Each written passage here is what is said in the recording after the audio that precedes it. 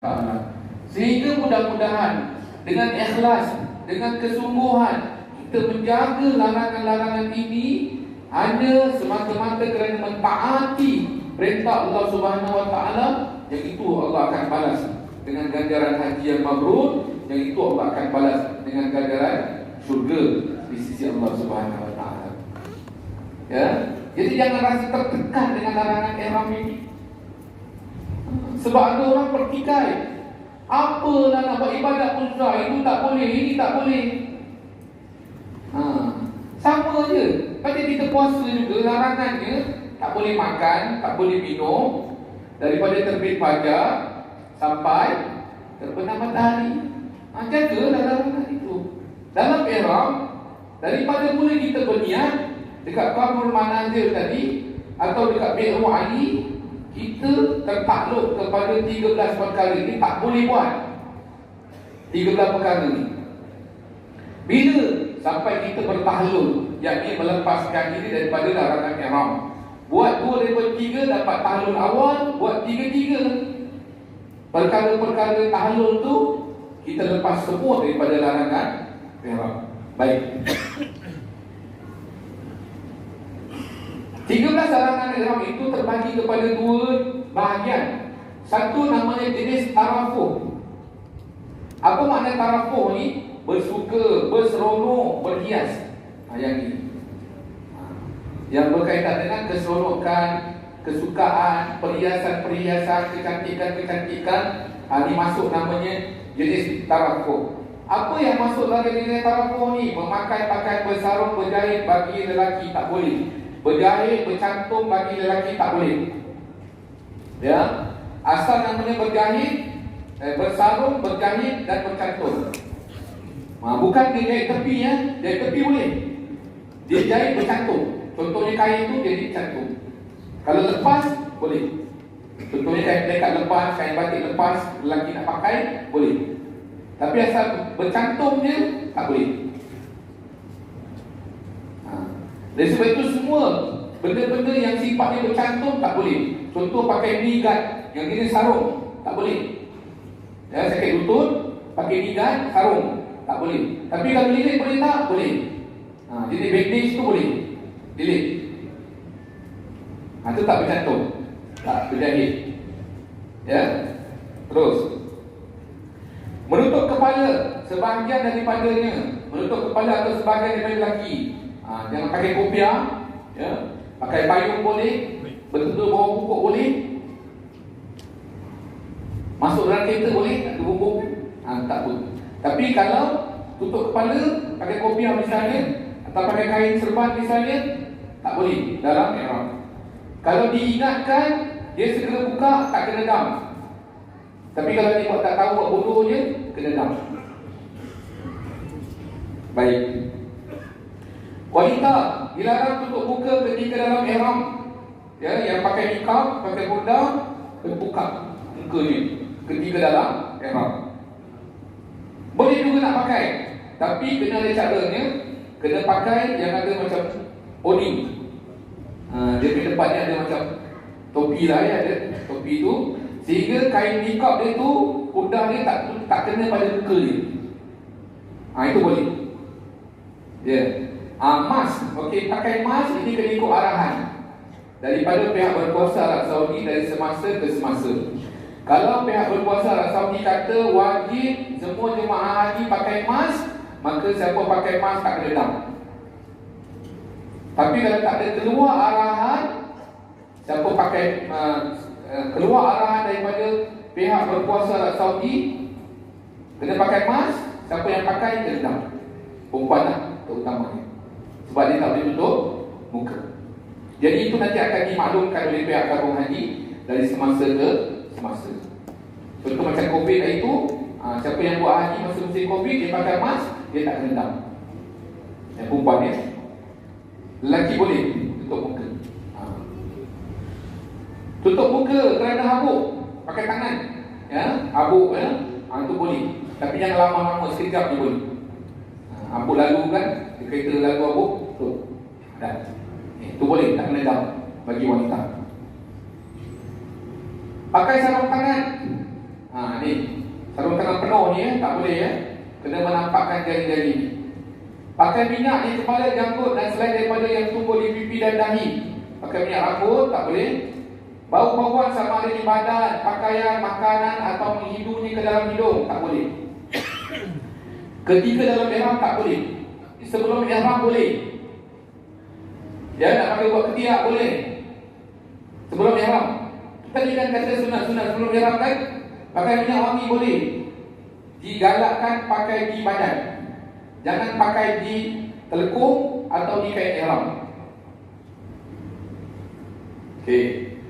Ada orang kata bila berpeluh kena tak kain ihram, tak apa.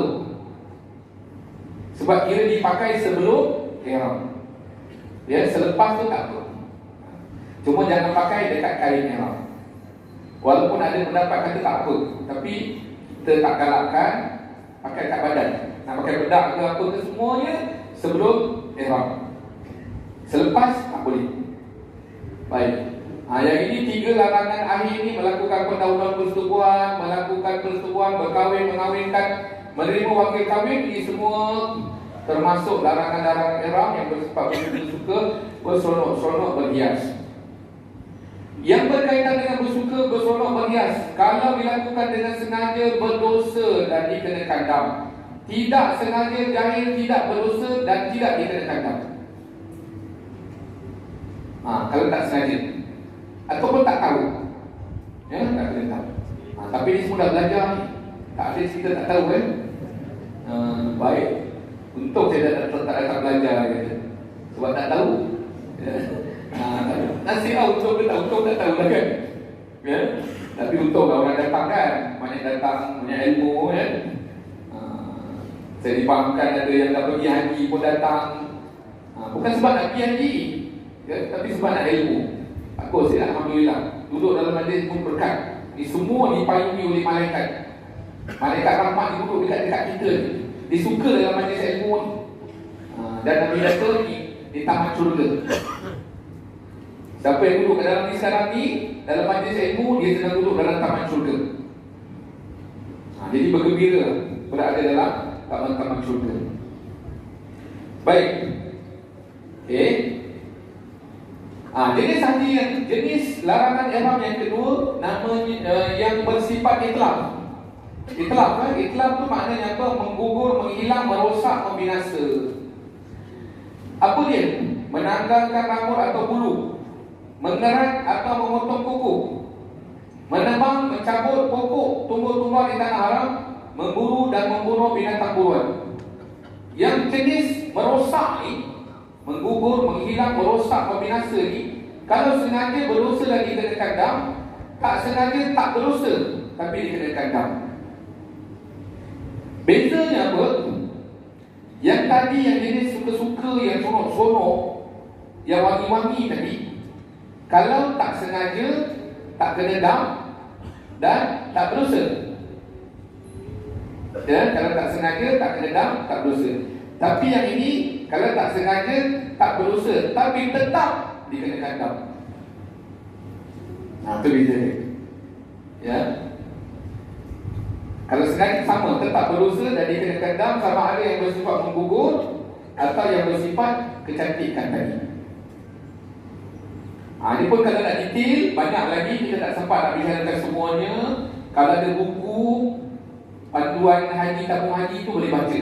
Situ detail tentang larangan-larangan dalam masa ihram ni. Tapi kalau ada yang nak tanya kemuskilan, boleh dah tanya. Kalau saya boleh jawab, saya jawab sekarang. Kalau tak ada, kita tangguhkan. Kita bincang-bincang dengan kawan-kawan, kita tangguhkan pada jawapannya pada kesempatan yang lain. Okey. Baik, saya sikit sebut. Mengerat atau memotong kuku termasuk menggigit kuku. Digigit kuku dia, pecah kuku dia. Itu kena dam. Termasuk kena dam. Ada banyak detail-detail ni, tapi tak apa. Okay. Nanti kalau ada dekat Mekah misalnya, ada tak pasti tentang ini, terus tanya pada ustaz kat sana. Ada guru-guru pembimbing tabung haji tu, boleh tanya dia. Dan sekarang pihak tabung haji dah sediakan aplikasi. Kalau tak boleh jumpa, nak beratur panjang lama, pakai apps. Panggil kita dekat apps tu, nanti Ustaz akan jawab tentang masalah-masalah yang dikemukakan. Okey, tengok ya. Tadi kita sebut 13 larangan ihram itu terbagi kepada dua bahagian. Satu bahagian yang jenis suka-suka, seronok, berhias, kecantikan ni. Satu bahagian jenis menggugur, menghilang, merosak, membinasa. Okey.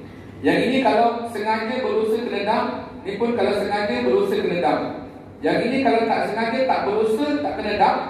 Yang ini kalau tak sengaja jahil tak berdosa tapi tetap kena dam. Sebab apa? Jarang ni orang cabut pokok ni. Ada pergian nak memburu pula. Jarang kan? Ya. Tapi ada satu kes ni, sahabat saya pada Guru Ustaz Ismail Musyari cerita. Dia duduk di Muzdalifah. Dia pergi mabit dekat Muzdalifah. Jadi malam tu dia tengok kat Muzdalifah tu ada banyak rumput-rumput. Dia pergi cabut rumput-rumput tu. Sebab dia niat dia nak bersihkan kawasan. InsyaAllah ya. Dia nak buat ibadat. Jadi dia cabut-cabut rumput-rumput ni. Ya. Sampai orang berlari pergi kat Ustaz, dia kata orang cabut rumput. Kalau tengok dah banyak dah, pakcik tak boleh, kena dam. Ada juga orang buat Atau kalau nampak kat Mekah ada banyak merpati, jangan kejar merpati tu. Siapa dalam ihram kejar merpati tu mati, kena dam. Ya. Itu semua binatang yang hidup aman damai dekat Mekah, kat tanah haram. Dia kacau dia. Ya, dia seronok duduk situ. Biarkan dia. Jadi kalau hati-hati lalu kat tempat dia tu lah, hati-hati jangan terpijak dia ke. Ya. Sampai kalau pijak belalang pun kena dam. Ya. Ya. Semua tak. Semua tak. Semua tak. Dia datang ke serangga-serangga ni tak. Ya. Contohnya pergi dia kan tak pun. Dia binatang darat ya. Yang biasanya orang memburu dia. Cuma kalau boleh elak-elaklah. Kadang-kadang kita ni ada semut lalu kita sengaja pijak. Ya, padahal dia umat daripada umat Allah kat atas muka bumi ni. Tak ada keperluan kenapa kita nak pijak dia. Kita boleh elak pun. Elaklah kan, semua tengah berjalan. Kita dah nampak dia pijak pula dia. Sengaja pijak. Saya tak tahu nak cakap berdosa tak berdosa. Saya pun tak jumpa hukum dalam Quran itu kan. Tapi kan dia makhluk juga. Dia tengah berjalan, kata nak cari makan untuk anak dia kan. Kalau tunggu mak tak balik-balik, pun mak dah kena pijak. Sial je.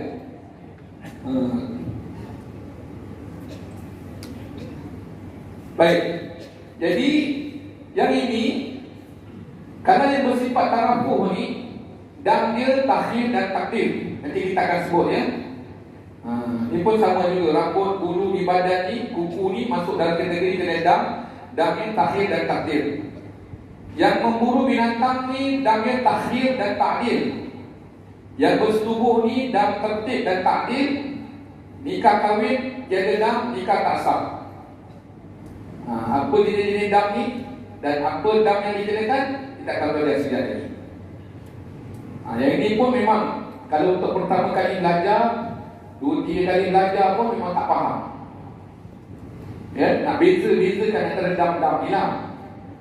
Memang tak boleh. Ya, susah. Kita yang mengajarnya pun kadang-kadang keliru. Apalagi orang yang belajar kan. Tapi tak apa. Yang ini saya cakap memang tak payah hafal pun tak apa. Yang penting kita ingat je, jaga 13 larangan ihram tu. Kalau misalnya ada was-was, berlaku sesuatu daripada 13 larangan tu, okey, pergi tanya dengan Ustaz. Sebab tu memang nak kena detail. Nak kena perincikan betul-betul. Okey. Terus macam rambut misalnya, kalau gugur dengan sendiri tak kena dam. Contohnya ibu buka serkup tudung, anak tudung tu buka, ada rambut, tak kena dam. Sama juga, tak kena dam. Tapi kalau ditarik-tarik, kena. Digosok-gosok, tengok ada rambut, kena. Tu kes sengaja. Bangun pagi tidur tengok kat bantal ada rambut, tak kena dam. Tu detail-detail tu lah. Baik. Dam, bahasa maknanya dam, darah.